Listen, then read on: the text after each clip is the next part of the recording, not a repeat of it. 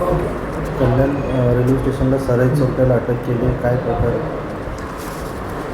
रात्रीच्या वेळी रेल्वे प्रवाशांच्या मौल्यवान वस्तू रेल्वे प्रवासामध्ये चोरी होत असल्याबाबत कल्याण, वसई अशा अलग अलग ठिकाणी तक्रारी दाखल होत होत्या. त्यावरून माननीय वरिष्ठांनी सदरच्या चोऱ्यांना आळा घालण्याबाबत सूचना दिल्या होत्या. त्यावरून कल्याण रेल्वे क्राईम ब्रँचची आमची टीम काम करत होती. त्यांना दिनांक 18/2/2025 रोजी एक सराईत चोर येणार असल्याबाबत माहिती मिळाली होती. त्यावरून त्यांनी सापळा लावला.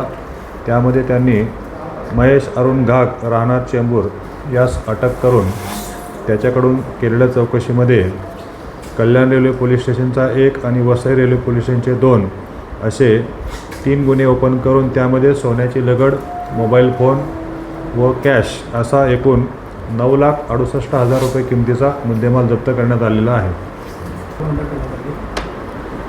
या आरोपीस जे 2 सोनार मदत करत होते ते झवेरी बाजारमध्ये काम करणारे तानाजी शिवाजी माने आणि नितीन किसन इळे यांना देखील अटक करण्यात आलेली आहे.